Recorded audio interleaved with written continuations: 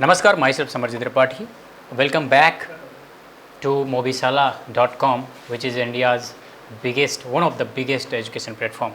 So today I am going to take a lecture regarding federalism, class 10 polity sections.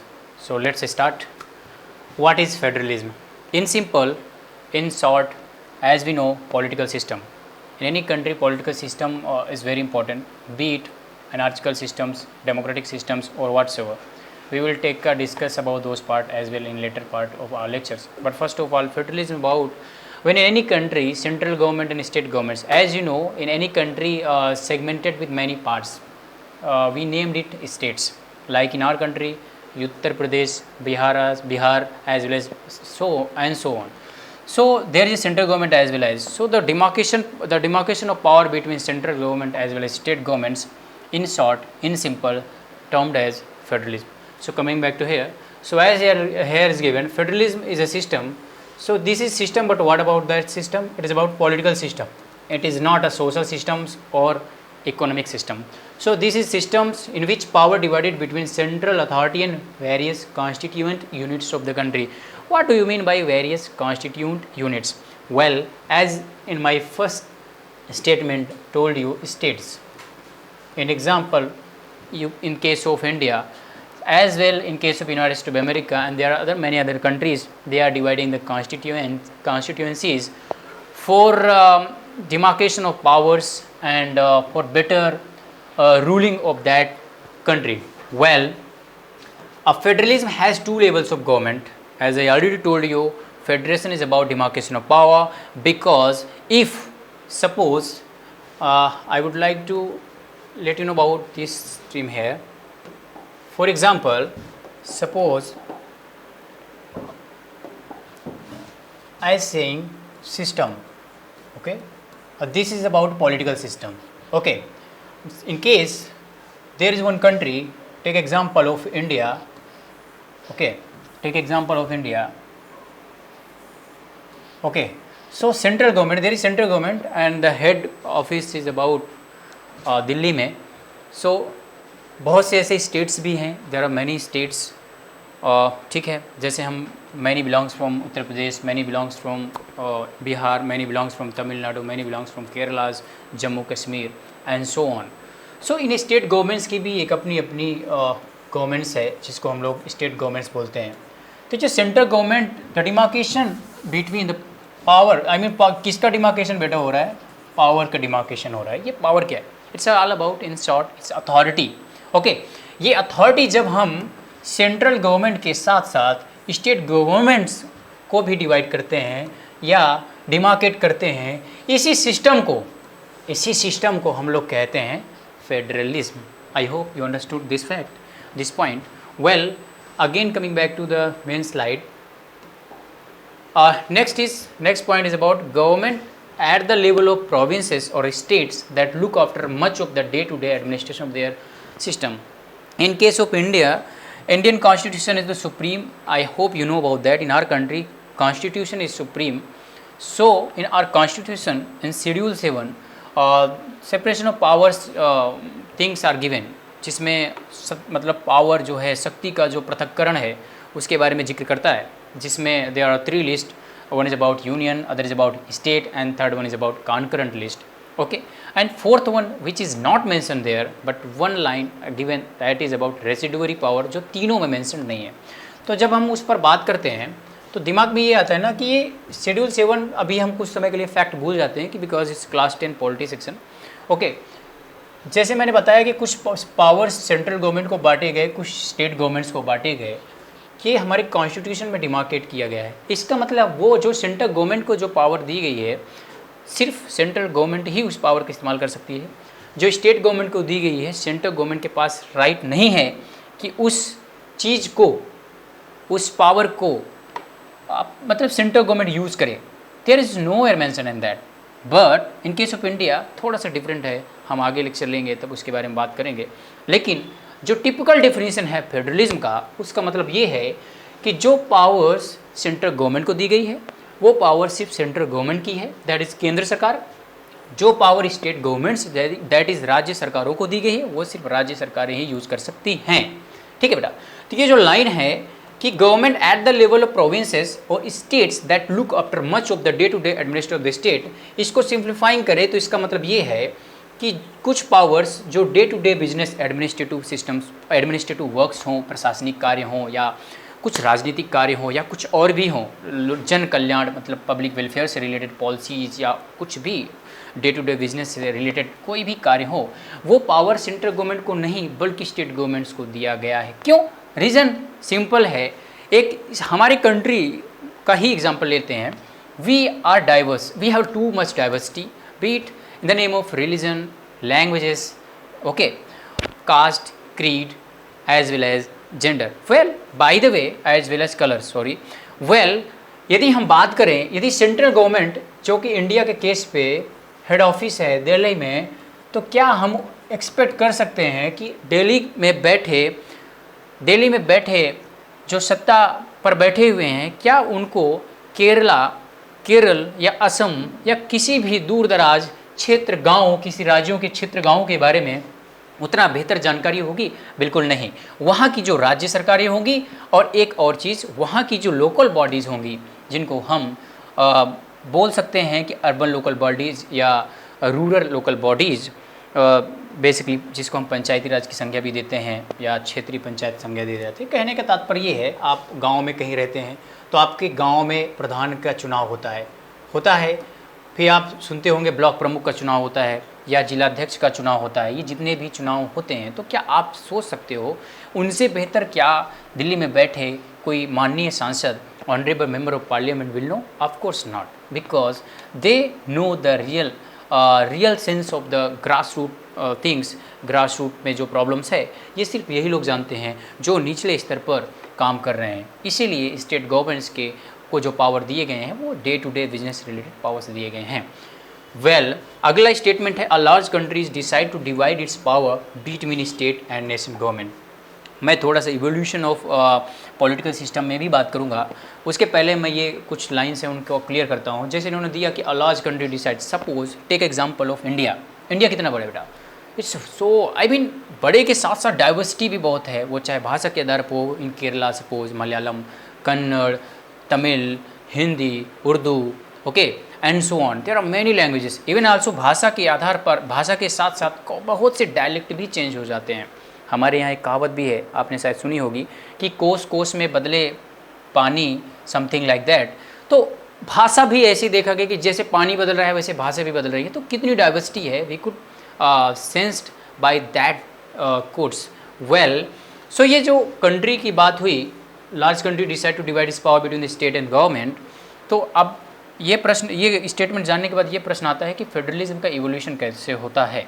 Well, हम सभी को मालूम है कि किसी भी सोसाइटी का जो कोई भी सोसाइटी जो बनती है, सबसे पहले वो अपने इन्फेंट स्टेज पर होती है। जस्ट लाइक हम when we were child, infant stage, then हम यंग होते हैं, यूथ होते हैं, देन ओल्ड होते हैं, देन डेथ हो जाती है। वैसे ही किसी भी सिस्टम का इवोल्यूशन भी होता है। अब वो इवोल्यूशन, जब हमने सिस्टम की बात की, पॉलिटिकल सिस्टम की बात की, तो एक ही चीज़ दिमाग में आप बच्चे लोग रखना, अथॉरिटी, दैट इज़ पावर। इसका मतलब पॉलिटिकल सिस्टम कुछ नहीं बल्कि इन शॉर्ट एक सत्ता है, एक पावर है, एक अथॉरिटी है। वो अथॉरिटी का क्रमिक विकास हो रहा है, एक इवोल्यूशन हो रहा है। जब कुछ भी कोई सिस्टम, सामाजिक व्यवस्था उतनी अच्छी नहीं थी, social system was not good, economic system was not good, we were in, take example, we were in that lithic period and later on, जब हम we were not developed too much, okay, even also psychologically, economically as well as politically. At that time the system was with infant level, okay, जो जिसके पास power होता था, जैसे मैंने बताया कि सिस्टम, पॉलिटिकल सिस्टम का मतलब पावर, अथॉरिटी।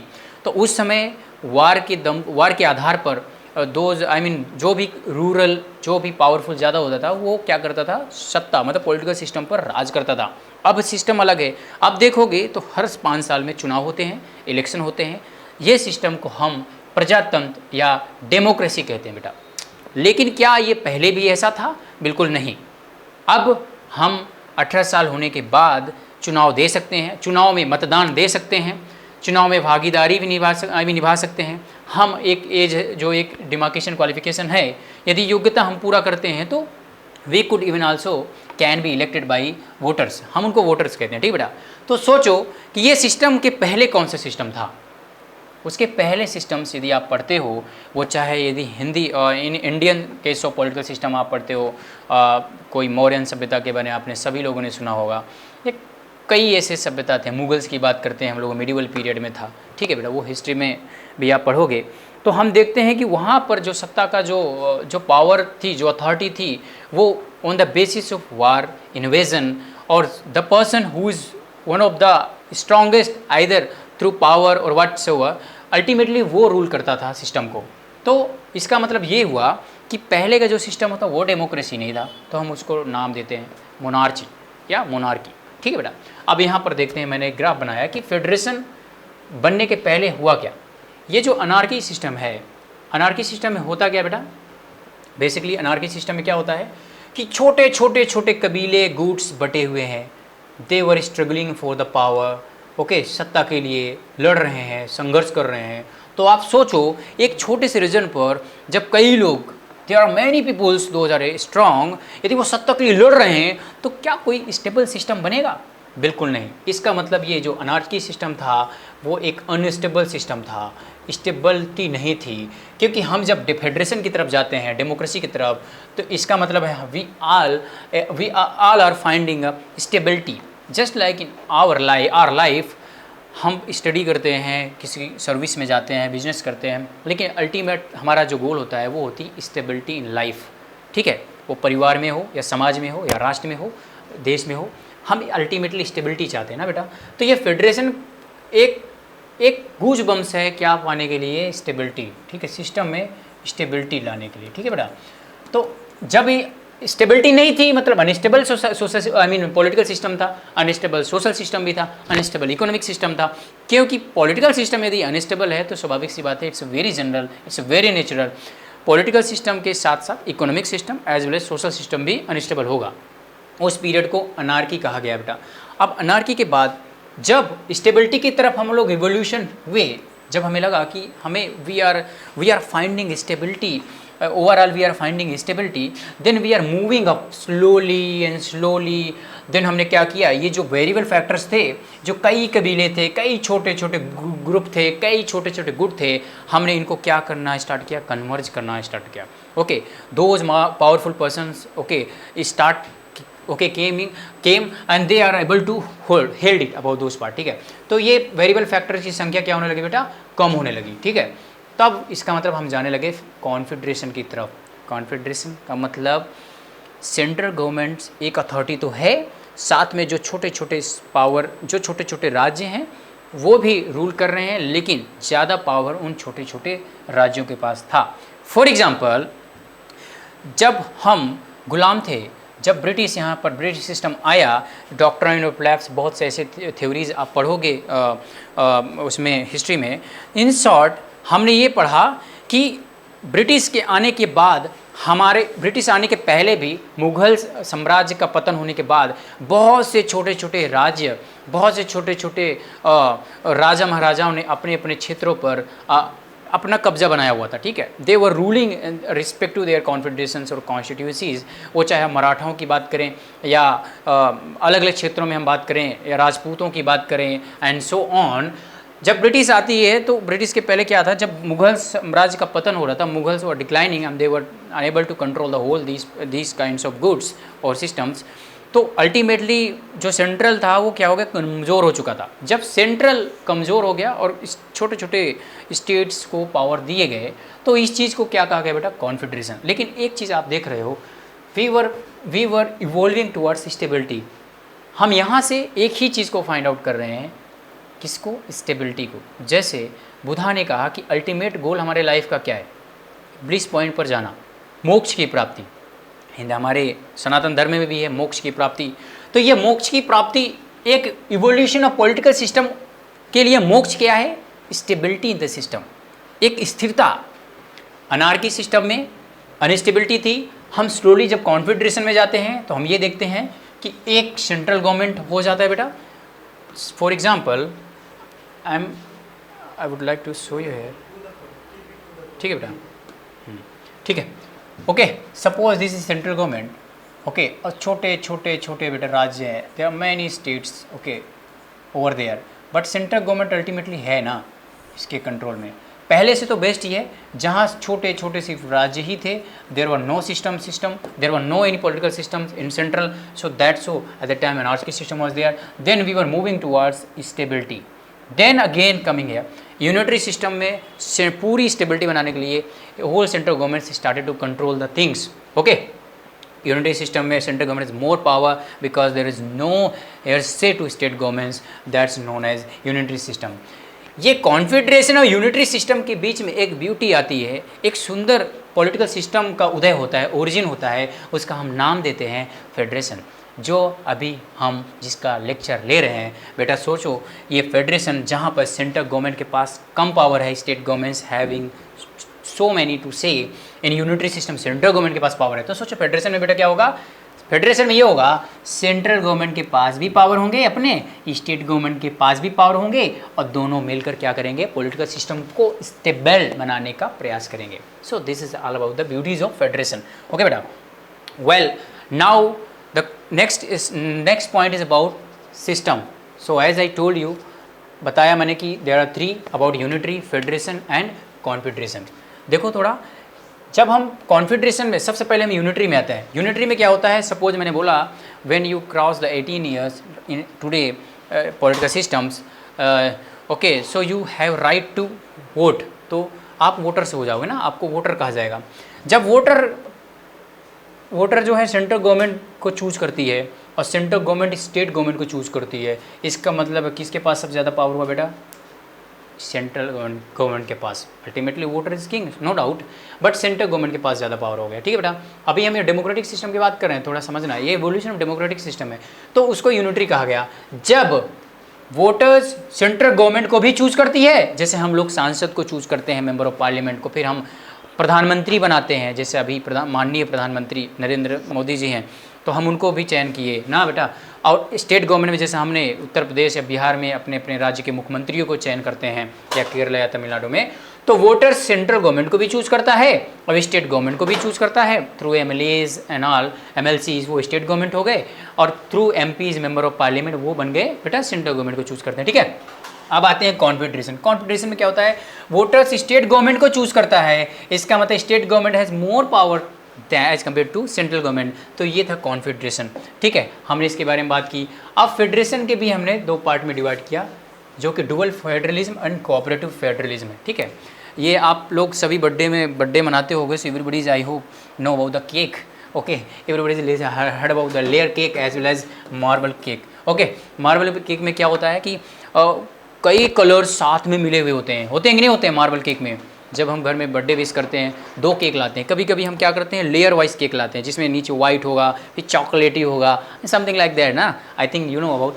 तो लेयर केक जो होता है बेटा ना, जिसमें लेयर वाइज होता है, इसमें चॉकलेटी कलर हो गया, ठीक है, और इसमें कोई दूसरा कलर हो गया, ठीक है, मतलब लेयर से बना हुआ, लेयर वाइज बना हुआ है। ठीक है, same cheese happen with dual federalism, जिसमें सेंट्रल गवर्नमेंट और स्टेट गवर्नमेंट के पावर को फुल डिमार्केट किया जाता है, मतलब फिक्स है। जो सेंट्रल गवर्नमेंट का पावर्स हैं वो सेंट्रल गवर्नमेंट्स के हैं, जो स्टेट गवर्नमेंट्स के हैं वो स्टेट गवर्नमेंट्स के हैं। लेकिन कोऑपरेटिव फेडरलिज्म के एक नया कॉन्सेप्ट आता है आगे आने वाले समय में, जो आज वर्तमान में चल रहा है न्यू फेडरलिज्म, उसके बारे में हम बात करेंगे। लेकिन कोऑपरेटिव फेडरलिज्म जो आपके सिलेबस में भी है, इसको हम मार्बल केक से कंपेयर करते हैं। जैसे मार्बल केक्स में डिफरेंट कलर्स, डिफरेंट सेगमेंट साथ में मिले हुए होते हैं। ठीक है बेटा, तो वो होता है कोऑपरेटिव फेडरलिज्म, जिसका मतलब ये है कि दोनों स्टेट एंड सेंट्रल गवर्नमेंट साथ में मिलके हर एक मुद्दे पर clear and cut demarcation of power नहीं, बल्कि जहां जरूरत होती है मिलके काम करते हैं। ठीक है बेटा, तो ये कंसेप्ट था आपका फेडरलिज्म का। और आते हैं मॉडल ऑफ फेडरलिज्म में 2 टाइप्स के होते हैं, एक है बेटा कमिंग टुगेदर, एक है होल्डिंग टुगेदर। वेल, जैसा कि मैंने कहा कि there were many states and they came to join with the central government to make one constituencies or state or either you can say country। तो उनकी पॉलिटिकल सिस्टम को बनाने के लिए उनके पास 2 वे थे, या डिफरेंट स्टेट्स आते हैं और मिलके एक सेंट्रल गवर्नमेंट को पावर देते हैं। ठीक है, साथ में मिलते हैं और ये पूरी यूनिट क्या बनती है, कंट्री बनती है। ठीक है, सपोज टेक एग्जाम्पल, ये कंट्री हो गई यूएसए। ठीक है, ये कंट्री हो गई यूएसए। इसमें क्या होता है, साथ में मिलते हैं, आते हैं, मिलते हैं और एक यूनिट बनाते हैं और कंट्री का नाम देते हैं और ये हो जाते हैं कम। होल्डिंग टूगेदर में क्या होता है बेटा, डिफरेंट होता है। ये सेंट्रल गवर्नमेंट है, जैसे ये क्या करती है, सेंट्रल गवर्नमेंट इनको होल्ड करती है सबको, ठीक है। देखो ये हैं स्टेट्स हैं, ये जैसा हमारे कंट्री में है बेटा, ठीक है, इसलिए हम लोग फेडरल ऑफ नहीं बल्कि यूनियन ऑफ स्टेट्स हैं, ठीक है बेटा। तो ये हो गए होल्डिंग टूगेदर, ये इंडिया का केस है, इसीलिए कभी कभी हम लोग इंडिया के केस पे there are many examples of federalism, जो अलग अलग कंट्रीज मानती हैं इस फेडरलिज्म सिस्टम को, जैसे यूनाइटेड स्टेट ऑफ अमेरिका है, कनाडा है, स्विट्जरलैंड है, ऑस्ट्रेलिया है, इंडिया भी है। लेकिन इंडिया को कुछ विद्वान with constitutional makers say that it's about quasi federalism, because हमारे जो पावर ऑफ डिमार्केशन है ज़्यादातर सेंट्रल टेंडेंसी, मतलब सेंट्रल गवर्नमेंट की तरफ ज़्यादा झुके हुए, ठीक है बेटा। अगला पॉइंट है ये, हम आते हैं अपने स्लाइड पे और स्लाइड में हम आते हैं अगले यूनिट पे, that is about classification. I hope अब आपको ये समझने में थोड़ी आसानी होगी, because we already took a lecture regarding those part. In classification as I told you, federalism has many types, but जो हमारे 10th में है उसके बारे में बात करते हैं। It maintains the coordination between different level of government, that is about central governments, केंद्र सरकार, एंड स्टेट गवर्नमेंट्स। ओके, देखिए ये power delegated to national government and power reserve to state government. India case schedule 7 of the constitution with their 3 list are there. Central government के अलग power दिए गए हैं, state governments को अलग power दिए गए हैं। तो बेटा ये हो गया अपना बेसिकली इसका एक एग्जाम्पल, ठीक है। Okay, so next point is federalism is a system of government in which the power of divided between a central authority and various constituent unit of the government। कहने का मतलब अगेन रिपीटिशन कि federalism का मतलब ये है कि जब power demarcation is in between central government and state governments. Okay, a unit, अब मैंने I already told you in my lectures about that कि there are many types like unitary systems as well as federalist systems। okay, so ये point है कि a unitary system has one level of government, sub units that are subordinated to the central government or the provinces or state। a federalism has 2 levels of government and they enjoy their power independent of the others।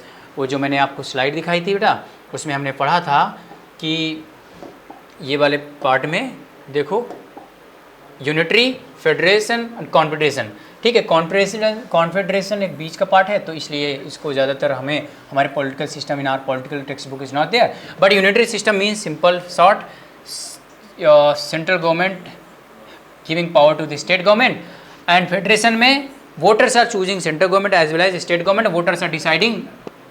Okay, एक theory में कि voters are demarcating the power between state government as well as central government, and so like in our country constitution is supreme, so constitution is now demarcating the power between central government and state government, ठीक है बेटा।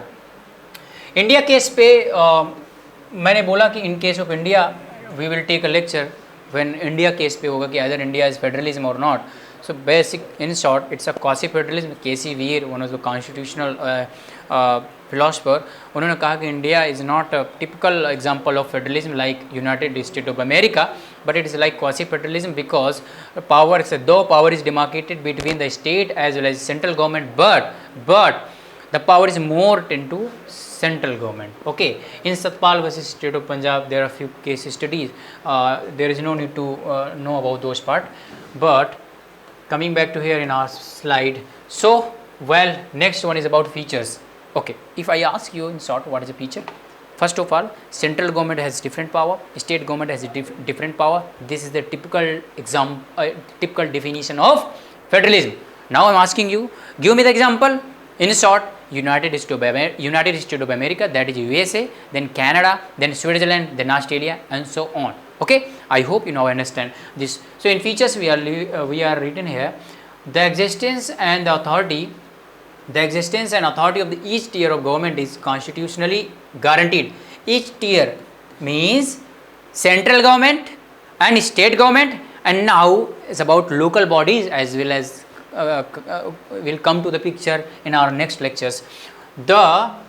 the constitution changes require the consent of both the levels of government। courts have the power to interpret the constitution। well, in case of a federalist system, of course I already told you in case of India constitution is the supreme, संविधान क्या है, सर्वोच्च है, संविधान सर्वोच्च है, constitution सर्वोच्च है, कॉन्स्टिट्यूशन ही माई बाप है।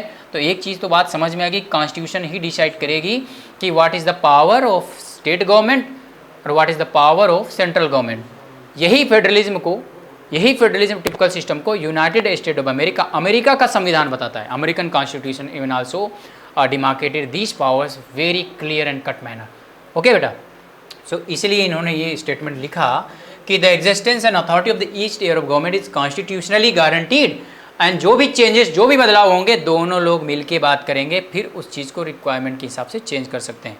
कहने का मतलब central government is not a mono authority that he could change anything, neither state government. ये ही है फेडरलिस्ट सिस्टम। मैंने पहले भी बताया कि डेमोक्रेटिक सिस्टम में the evolution of political system के पीछे जो एक फिलॉसफी थी, जो मोक्ष की प्राप्ति थी उनके लिए, वो थी स्टेबिलिटी इन द सिस्टम।